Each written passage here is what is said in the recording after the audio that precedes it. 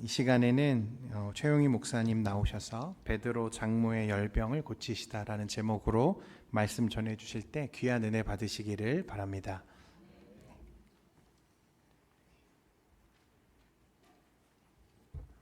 식사 맛있게 하셨습니까? 찬양의 가사를 보면서 참 많은 위로가 되었는데, 어떤 위로냐 하면은 하나님께서 우리를 그렇게 섬겨 주셨다라는 거예요. 우리는 그렇게 할 수 없지만 주님이 우리에게 먼저 섬겨 주셨고, 먼저 용서해 주셨고, 먼저 사랑을 베풀어 주셨다라는 것을 또한 제가 자리에 앉아 있으면서 그것을 또 이렇게 보게 되었습니다. 너무 감사드리고, 마태복음 3장에서 예수님은 요한에게 물세례를 받으심으로 이제 본격적으로 이제 십자가 길을 걸어가게 되십니다. 그러면서 5장부터 7장까지가 이제 산상수훈의 말씀이에요. 산상수훈의 결론이 무엇이냐면 율법을 완전하게 하러 왔다라는 거예요. 장황하게 이야기하고 있지만 결국 예수님이 산상수훈에서 율법을 완성시키러 이 땅에 오셨다라는 거죠. 그러면서 이제 8장 1절로 가보면 예수님이 산에서 내려오세요. 그러면서 8장에 가보면, 우리가 8장을 보면 세 가지의 이적이 베풀어지고 있습니다. 그 첫 번째가 뭐냐면 나병 환자를 하나님께서 깨끗하게 고치시는 사건이에요. 나병 환자, 유대인입니다. 유대인이지만 이 나병으로 인하여 이스라엘 진 밖으로 쫓겨난 자예요. 두 번째가 뭐냐면 5절에 이야기하고 있는데 백부장 하인의 중풍병을 고치시는 사건이에요. 이 백부장 하인은 이방인입니다. 이방인. 하나님 계열의 하나님의 백성 안으로 들어올 수 없는 자, 이방인이에요. 세 번째, 오늘 우리가 읽었던 베드로 장모, 여자예요. 이 당시의 여자는 죄송하지만 수에도 들어가지 않을 정도로 취급을 받지 못했던 사람이죠. 한 사람은 나병으로 인해서 이스라엘 진 밖으로 쫓겨난 자였고, 율법으로 인해서 이 사람은 쫓겨났어요. 두 번째는 백부장, 이방인, 그리고 아주 연약한 수에도 들지 못하는 여자. 이 세 이적을 한 곳에다가 예수님이 산상수훈에서 내려오신 다음에 마태는 이 세 가지를 자기 서신 8장에다가 기록하고 있다라는 거죠.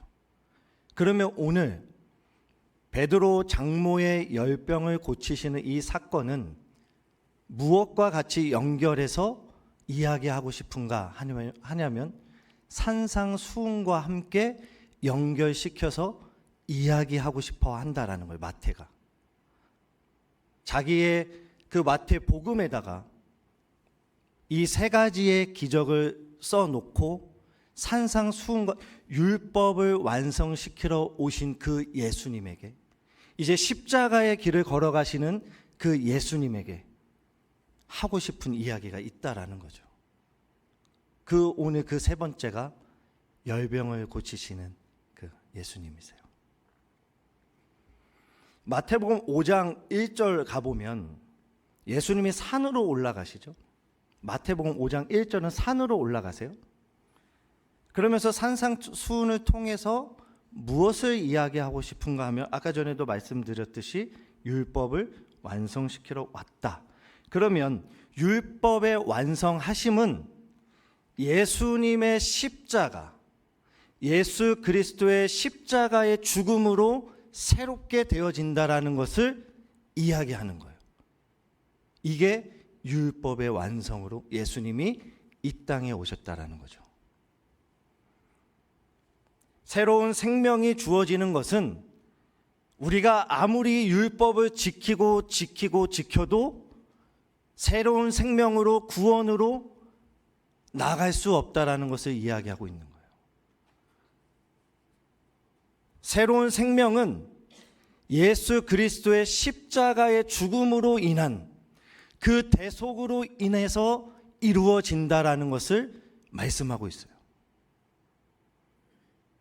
그래서 유대인이지만 율법에 의해서 진영 밖으로 쫓겨난 그 인간의 죄를 가장 극명하게 보여주는 그 나병 환자를 통해서 보여주고 싶었던 것은 구원은 유대인들도 아니고 율법 지킴도 아니다라는 거예요. 예수님이 찾아오셔서 만져주실 때에, 안아주실 때에 구원이 이루어진다라는 것을 이 나병 환자를 통해서 보여주고 있는 거예요. 이 나병 환자도 누군가로부터 오염된 자예요. 죄로 인해서 오염된 자죠. 오늘도 우리도 죄로부터 오염된 자예요. 그 죄가 뭘까요? 아담이 선악과를 따먹어 버린 그 죄의 오염으로부터 우리도 오염된 자들이에요. 이 죄를 예수님의 십자가의 능력으로 대속으로 끊어내시는 그 사건, 이것이 나병 환자를 고치시는 사건이다라는 거죠. 그래서 나병 환자에게 3절에서 뭐라고 말씀하시냐면 내가 원하노니 깨끗함을 받으라 선언하고 있는 거예요. 그리고 이제 이방인 백부장 하인의 중풍병을 고치심으로 도저히 일어날 수 없고 힘을 쓸 수 없는 무능한 상태로 던져져 있는 이 상태를 중풍병으로 소개하고 있어요. 마태는 연약한 상태에서 도저히 힘을 쓸 수 없는 그 죽은 존재와 같은 상태를 지금 말하고 있는 거예요. 이것은 죄와 저주 그 아래에 던져져 있다라는 거죠. 예수님께서 이런 자를 지금 찾아오셔서 일으키시는 거예요. 무엇으로? 자신의 십자가의 죽으심으로. 이것을 완성하셨다라는 거죠. 그리고 오늘 본문에서 베드로 장모의 열병을 고치시는 사건입니다. 14절에 보니까 그의 장모가 열병으로 앓아 누웠다라고 이야기해요. 열병이 뭘까요? 열병. 10가지 병일까요? 열병. 성경에서 딱 2군데 나와요. 열병이. 그 2군데를 한번 찾아보겠습니다. 레위기 26장 16절입니다. 같이 한번 읽을게요. 시작. 내가 이같이 너희에게 행하리니 곧 내가 너희에게 놀라운 재앙을 내려 폐병과 열병으로 눈이 어둡고 생명이 쇠약하게 할 것이요 너희가 파종한 것은 헛되리니 너희의 대적이 그것을 먹을 것임이며. 신명기 28장 22절이에요. 여호와께서 폐병과 열병과 염증과 학질과 한재와 풍재와 썩는 재앙으로 너를 치시리니 이 재앙들이 너를 따라 너를 진멸하게 할 것이라. 하나님께서 재앙을 내리신 저주의 상태라는 거예요. 이 열병이. 즉 베드로 장모가 열병에 걸렸다라는 것은 그 상태가 인간의 죄의 권세 아래 매여서 거기에 내던져져 있는 상태, 이것을 말하고 있는 거예요. 하나님의 재앙에서 벗어날 수 없는 상태로 던져져 있는 거예요. 열병이라는 이 단어는 불이라는 단어에서 유래되었어요. 그래서 화병이 될 수도 있어요. 화병. 그러나 성경에서 말하는 이 열병은 하나님의 재앙, 하나님의 저주 아래 있는 상태를 말씀하고 있는 거죠. 한마디로 불과 연관되어서 하나님의 심판을 전제한 표현이에요. 모든 인간이 열병으로 저주와 죽음의 권세 아래 던져져 있는 상태를 폭로하고 있는 거예요. 우리 모두가 이 열병 아래, 하나님의 저주와 하나님의 재앙 아래 내던져져 있다라는 거죠. 이것을 열병으로 베드로 장모의 그 열병의 사건을 지금 마태가 산상수훈에서 내려오시는 그 예수님, 율법을 완성시키러 오신 그 예수님에게 이 열병을 소개하고 있는 거죠. 그러면서 예수님은 15절에서 뭐라고 말씀하시냐면 그의 손을 만졌다라고 이야기해요. 그의 손을 만지시니. 근데 그의 손이라고 했지만 그녀의 손이에요. 그녀의 손을 만졌다. 이것은 접촉을 통해서 이루어진 현상을 말하고 있는 거예요. 접촉을 통해서 예수님 자신을 넘겨주신 거예요. 마가복음으로 가보면 그녀의 손을 잡아서 일으키세요. 부활이에요. 부활이라는 단어를 썼는데 일으켰다라는 것을 부활이라는 단어로 마가는 썼어요. 누가도 마찬가지고 부활이에요. 그러나 마태는 접촉을 통해서 죽어진 그 생명을 어떻게 해요? 예수님 자신이 넘겨주신 거예요. 단순히 베드로 장모의 손을 만진 것이 아니라 만지심으로 자신을 내던져 주신 거죠. 그러면 예수님께서 자기 자신을 내어주셨다라는 의미가 뭘까요? 여기에 십자가가 전제되어 있는 거예요. 십자가가. 예수님 자신이 십자가에서 대신 죽으심으로 죄의 권세에서 벗어나게 하시는 그 하나님의 언약의 완전한 성취, 산상수훈에서 말씀을 율법을 완전케 하러 오신 그 예수님 자신을 십자가의 죽으심으로 베드로 장모인 그 여자에게 자신을 넘겨주신 거죠. 저주와 재앙에서 벗어날 수 없는 그 인간, 그것을 예수님 자신이 죽으심으로 어떻게 해요? 일으키셨다라는 거죠. 지금까지 말씀을 정리해 보면 마태복음의 1차 독자인 유대인들을 향해서 그리고 이 말씀을 읽고 있는 오늘 우리 무엇을 말하려고 하실까요? 그것은 유대인이지만 진영 밖으로 쫓겨난 자가 죄에서 벗어나는 것은 율법 지킴, 의롭게 사는 그것이 아니라 율법으로 완성시키러 오신 그 예수에 의해서만 깨끗하게 된다라는 것을 나병 환자를 통해서 이야기하고 있는 거죠. 그리고 구원은 유대인뿐만이 아니라 이방인들까지도 하나님의 선택, 하나님의 언약이 하나님과 관계없는 그 자들에게까지도 예수님에 의해서 받아들여지고 있는 상태, 이것이 백부장 하인을 고쳐주심으로 보여주시는 내용이에요. 우리도 이방인이잖아요. 그렇죠? 우리도 이방인이에요. 우리 유대인 아니잖아요.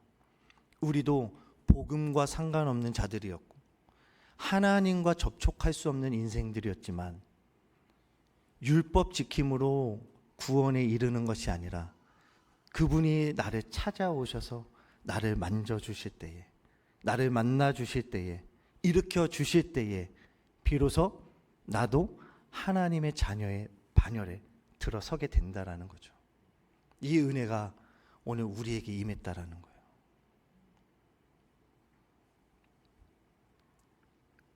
이것으로는 이게 충분한데 바울은 자신이 가는 곳곳마다 복음을 전했어요. 예수 그리스도, 이 십자가의 복음을 전했어요. 그리고 떠났어요. 그리고 누가 들어와요? 누가 들어오나요? 사꾼들이 들어오죠. 그러면서 복음으로 충분한데 한 가지 더 해야 돼. 할례를 해야 돼.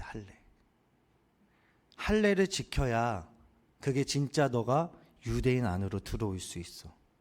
갈라디아서, 갈라디아 교회에, 그 갈라디아 교회도 이방인들이죠. 바울이 복음을 전했지만 복음을 전하고 떠났을 때에 항상 누가 들어오냐면 사꾼들이 들어와서 복음을 흐려버리죠.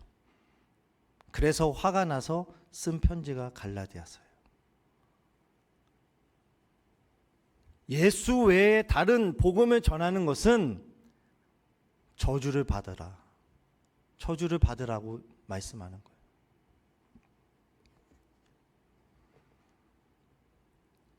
예수님 당시에 이 베드로 장모, 이 열병을 고치심은 여자는 수에도 들지 않는 자를 예수님 자신을 내어주심으로 하나님 나라에 합류시켜 주시는 거죠.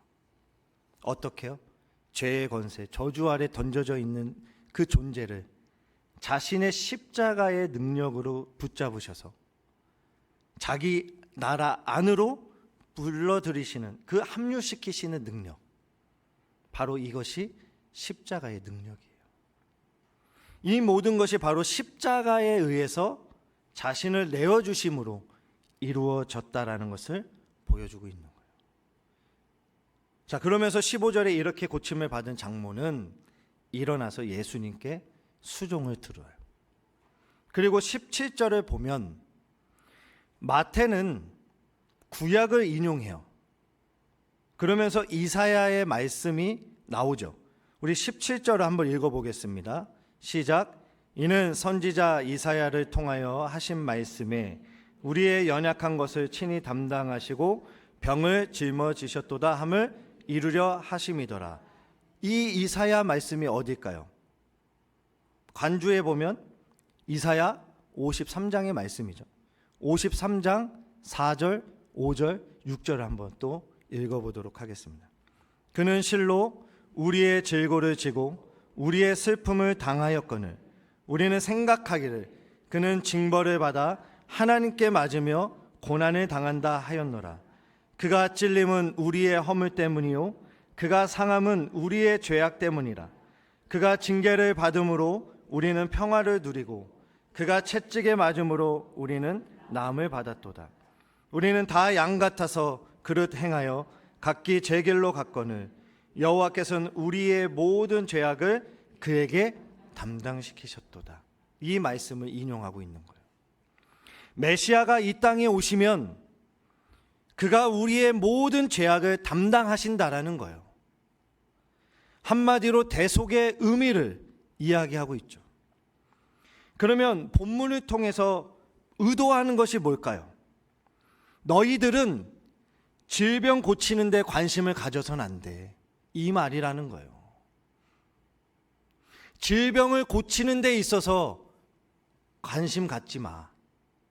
다시 말해서 질병을 고치는 것을 통해서 예수님이 이적을 나타내시는 것은 예수님 자신이 십자가에서 죽으심으로 이루어지는 그 대속의 죽음은 우리의 연약한 것, 곧 죄를 담당하시고 짊어지시기 위해서 이 땅에 오셨지, 너희들이 그냥 연약해지고 병든 그것을 고치시기 위해서 예수님이 이 땅에 오신 거 아니야. 이것을 지금 열병의 그 사건 밑에다가 마태는 이사야서의 말씀을 가지고 예수님의 말씀이 이루어지기를 원한다라고 소원하는 마음으로 지금 담고 있다라는 거죠. 그런 의미에서 예수님은 우리의 질병을 고치시고 담당하기 위해서 오신 것이 아니라 우리는 스스로 절대로 해결할 수 없는 죄의 문제, 이 문제를 해결하기 위해서 십자가의 대속의 죽음으로 우리 죄를 담당하시고 짊어지셨다라는 거예요. 또한 17절에 보시면 다시 이사야 말씀을 이루려 하심이라. 그것은 결국 예수님의 십자가 대속의 죽음이 이루어지면 이 말씀은 이루어진다라는 거, 성취된다라는 거죠. 예수님이 십자가에 죽으심으로 말씀이 성취되는 거예요. 우리의 죄악, 우리의 모든 질병, 이런 것들을 다 자신에게 포함시키셔서 죽으실 때에 이 말씀이 이루어진다라는 거예요. 그러면 예수님이 이 땅에 오신 목적이 뭐냐? 말씀을 성취하시기 위해서 이 땅에 오신 거예요. 그래서 율법을 완성시키러 오셨다는 거예요.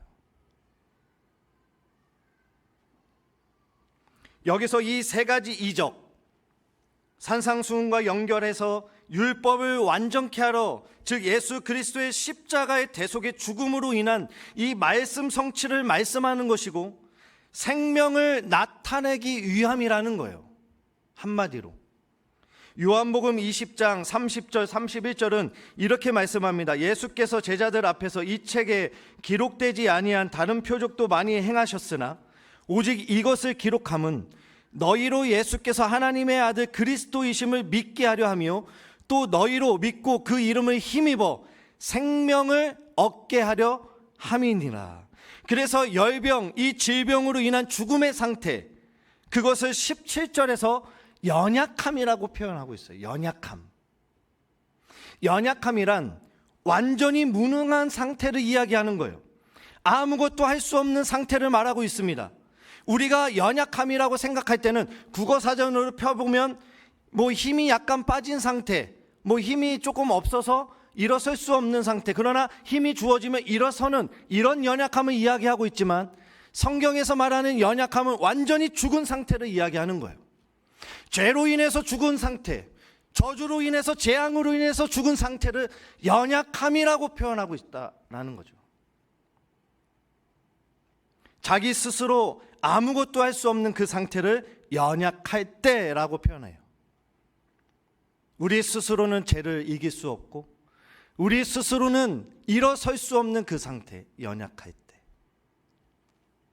그래서 예수님이 우리의 죄를 담당하시고 짊어지셨다. 로마서 5장 6절입니다. 읽어볼까요?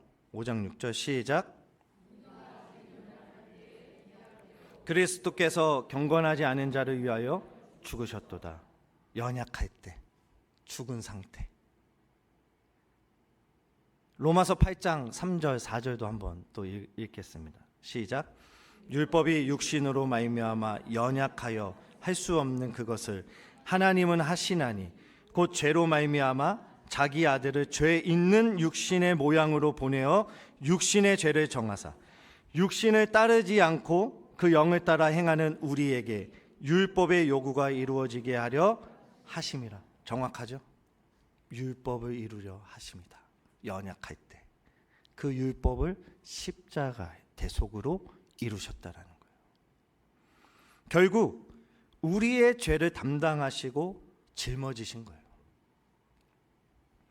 우리가 할 수 있는데, 힘 주시면 할 수 있는데, 우리가 감당할 수 있는데, 이것이 아니라 우리가 할 수 없기 때문에 생명이신 주님이 친히 찾아오셔서 우리의 죄악을 담당하셨다라는 거죠. 그래서 우리가 연약하다라고 이야기할 때는 우리에게 약간의 힘이 빠져서 힘을 주시면 우리가 뭔가도 할 수 있고 승승장구할 수 있는데 이런 상태가 아닌 죽은 상태를 말한다라는 거죠. 완전히 죽어있는 상태, 있을 때에 주님이 오셨다라는 거예요. 그분이 친히 죄인과 같이 되셔서 우리의 모든 죄를 하나님께서 독생자 아들에게 전가시키시고 예수님이 홀로 심판을 받으시면서 죄를 해결하시는 십자가 대속의 의미가 이곳에 담겨 있는 거예요. 예수님이 이 땅에 오셔서 베드로 장모의 열병을 고치신 것은 바로 하나님의 언약, 말씀, 이 말씀의 성취 사건을 보여주시는 것에 불과한 것이지, 이 사건 자체가 중요한 것으로 그러니 베드로 장모도 열병에서 고침받았는데 나도 질병에서 조금 고침받으면 좋겠다, 이런 식으로 나가면 안 된다라는 거예요. 이것은 기독교가 아니에요. 이것은 복음이 아니에요. 질병에 걸렸다면 어디로 가야 돼요? 병원에 가시면 돼요. 병원에서 치료받으시면 됩니다. 오늘 우리에게 중요한 것은 질병이나 무능한 상태에 빠졌을 때에 그 속에서 무엇을 봐야 되냐?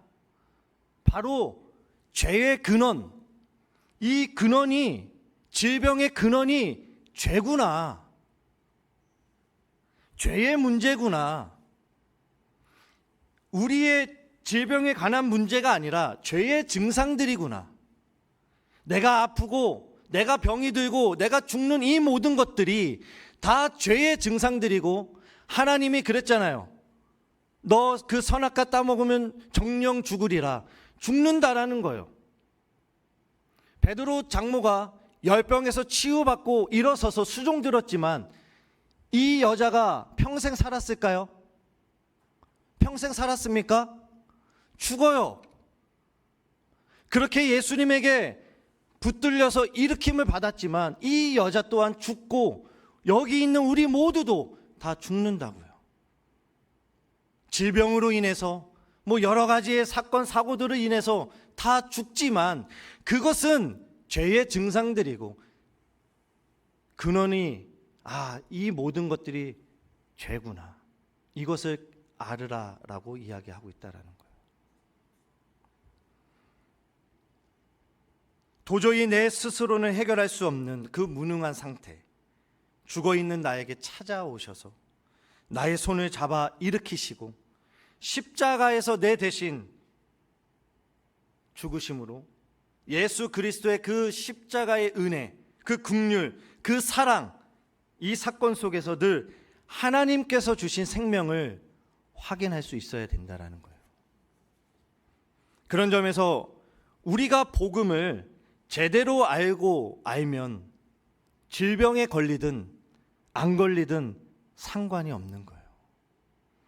그것이 그냥 우리에게 조건이 될 수 없습니다. 우리에게 가장 중요한 조건은 예수님이 십자가를 지셨다라는 거예요. 이것이 우리에게 있어야 할 가장 중요한 조건이에요. 그 어떤 조건도 찾을 수 없어요. 만약에 하나를 찾는다면 그것은 내가 질병에 걸렸건 아프건 그것과는 상관없이 예수님이 나를 위해서 십자가에 죽으셨다라는 거죠. 이 조건만이 우리에게 있어서 가장 유일한 조건이어야 됩니다. 나의 질병보다, 나의 연약함보다 더 중요한 것이 예수 그리스도의 십자가여야 돼요. 그럴 때 그곳에 진정한 자유가 있습니다. 우리의 죄의 근원적인 문제를 담당하시고 짊어지시기 위해서 예수 그리스도가 십자가의 죽음으로 이루신 그 하나님의 언약의 말씀의 성취, 오늘 우리가 그 예수 그리스도를 알게 되었고 믿게 되었다라는 것은 예수님의 그 십자가에서 이루신 그 말씀 성취 안에 모두 다 들어있는 거예요. 그러니 나의 질병 안 고쳐주셔도 됩니다. 내 사업 망해도 상관없어요, 주님. 왜? 그리스도 안에 있으니까. 내가 그 안에, 그분 안에 생명을 취한 자로 그 안에 들어가 있으니까 내 질병, 내 사업이 망하든 그것과는 상관없이 예수 그리스도 안에서 충분히 살아갈 수 있다라는 거예요. 예수님의 그 십자가의 말씀 성취를 이루신 그 십자가의 대소가 안에 있으니까 문제가 없는 거죠. 이미 모든 것이 이루어진 상태예요. 그래서 로마서 8장 1절에서는 이렇게 말씀하죠. 그러므로 이제 그리스도 예수 안에 있는 자에게는 결코 정죄함이 없다. 예수 안에 있으니까 결코 정죄함이 없는 거예요. 이것을 선언하고 있죠. 소속의 문제예요. 소속의 문제. 예수 안에 있느냐, 예수 밖에 있느냐.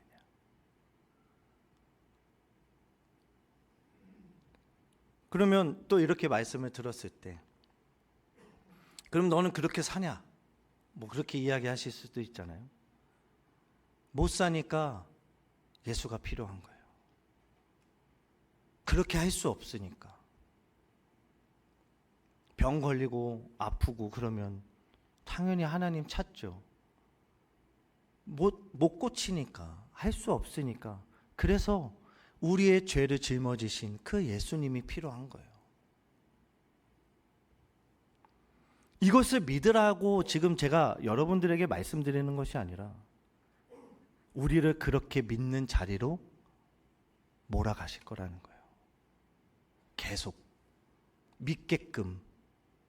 내가 너 질병 고치러 이 땅에 온 게 아니라 아주 근원적인 문제, 죄의 문제를 해결하기 위해서 내가 이 땅에 왔어. 계속 그 자리로 우리를 몰아가실 거라는 거예요. 거기에서 질병이 걸리든 안 걸리든, 내가 아프든 안 아프든 그것과는 상관없이 예수 안에서 참 자유가 있다라는 거예요. 그것이 바로 우리에게 신앙 생활이 되어야 됩니다. 그럴 때에 그 자리에서 항복하게 되는 거예요. 하나님, 두 손 들게 되는 거예요. 그러면서 뭐라고 고백하냐면 하나님이 하셨네요. 하나님이 하셨어요. 이 고백을 반드시 받아내신다라는 거예요. 우리의 현장에서, 우리의 삶 속에서 자꾸 그 자리로 몰아가시는 거예요. 그러니 어때요? 아프죠. 그러니 어때요? 고난스럽죠. 왜? 나는 이 세상이 너무나도 좋은데 끊어낼 수 없잖아요. 그러니까 그거 끊으러 주님이 오셨는데 이거 끊어내면 나는 살 수가 없는 거예요. 물동이를 버려둘 수가 없는 거죠. 그러니 예수님이 사마리아 우물가의 여인에게 찾아가셔서 그 여인을 만나 주실 때 이 여자가 평생의 그 물동이를 집어 던져버리죠. 아, 진짜 생수가 왔구나 나에게. 이거를 마시면 마실수록 가람이 있는데 진짜 생명수가 나에게 오시니까 집어 던지는 거죠. 그 안에 있으면, 여기 우리 늘 그렇잖아요. 여러분 죄 짓지 마세요. 여러분 그 말씀대로 사셔야 됩니다. 솔직히 저도 말씀대로 못 살아요. 그러니 예수가 필요하지만 말씀대로 살아갈 수 있게끔 주님이 우리를 그 자리로 몰아가신다고요. 몰아가는데 아파요, 힘들어요, 고난스러워요, 정말로 죽을 것 같아요. 그렇지만 그 속에서 무슨 고백이 있냐? 하나님이 하셨군요. 이 고백을 받아내신다고요. 두 손 들게 하고 그 십자가 밑에 나아가 내 짐을 풀었네, 주님을 찬송하잖아요. 그 고백이 진짜 나의 고백이 되면서 아, 하나님이 하셨군요. 이 고백을 받아내신다라는 거예요. 그럴 때 여러분 잘 견뎌내시기 바랍니다. 우리 스스로 믿을 것 같으면 왜 예수가 필요하겠습니까? 왜 십자가가 필요할까요? 내 스스로 내 힘을 가지고 하나님, 나에게, 내가 너무 연약한데 나에게 힘 좀 주시면 내가 할게요. 이게 아니잖아요. 왜 예수가 필요한데요, 우리에게? 왜 십자가의 대속이 필요합니까, 우리에게? 십자가가 아니면 안 되기 때문에 그렇다라는 거예요. 예수님이 이 땅에 오신 목적이 바로 십자가 때문이고, 이 십자가는 바로 하나님의 언약을 이루신 거예요. 결국 복음을 확인하면 할수록 그 안에서 예수 그리스도의 십자가의 대속과 함께 내 자신의 죽음까지도 발견할 수 있어야 돼요. 하지만 늘 내가 스스로 잘해보려고 하는 나의 자존심, 죄덩어리, 그것이 늘 도사리고 있다라는 거죠. 그래서 복음에 의해서 내가 죽어져야 합니다. 그래서 바울 사도는 그 복음의 능력을 알았기 때문에 나는 날마다 죽노라. 나는 날마다 죽노라. 죽이시는 거예요. 계속 날마다. 복음으로. 그래서 예수 그리스도만 능력이시고 복음이라는 거예요. 바울 사도가 자신이 얼마나 많은 것들을 가졌습니까? 그럼에도 불구하고 바울 사도가 깨달은 게 있었어요. 그게 뭐냐면, 야, 내가 복음을 전할 때에 가말리엘 문학생으로, 내가 뭐 유대인으로 이런 것들로는 복음을 전할 수 없구나. 그래서 예수님의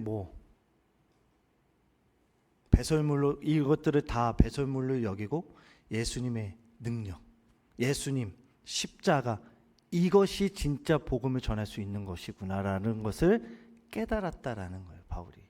그래서 자신에 있는 그 모든 것들로는 사람을 변화시킬 수 없다라는 거예요. 자기가 가지고 있는 것으로는.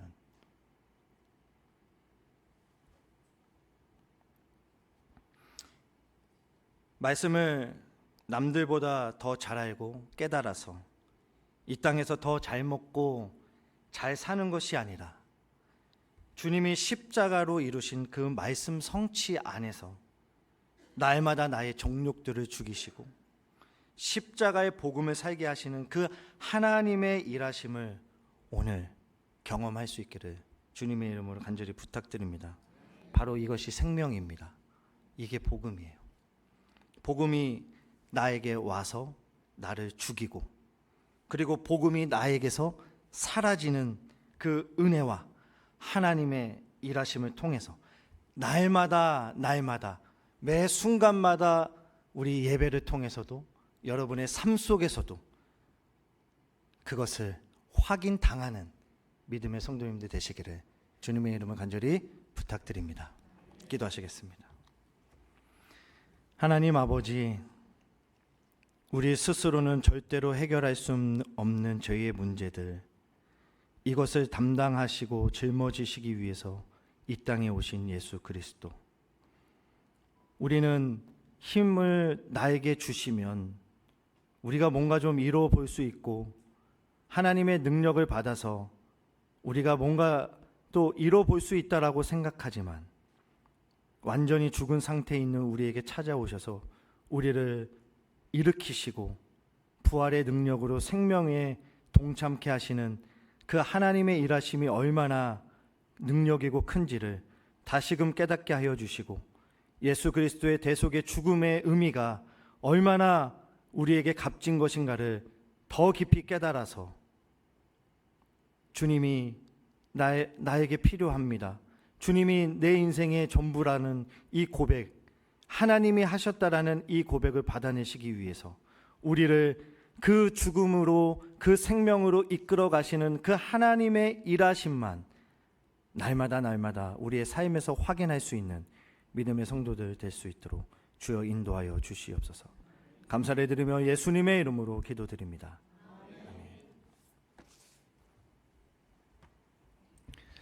교회 소식 전해드리겠습니다. 예배 후에 위원장 원래회의 및 정기당회가 있습니다. 우리 각 위원회 위원장님들과 당회원들께서는 참석해 주시면 감사하겠습니다. 다음 주 7월 6일은 우리가 맥주 감사주일로 지킵니다.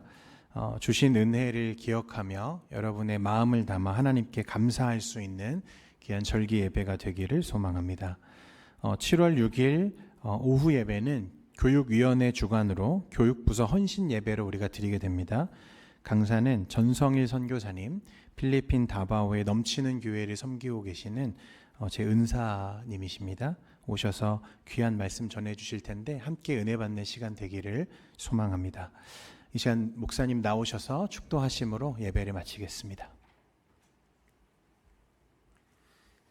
이제는 우리 주 예수 그리스도의 은혜와 하나님 아버지의 사랑하심과 성령의 교통하심이 이제로부터 영원토록 함께 있을지어다. 아멘.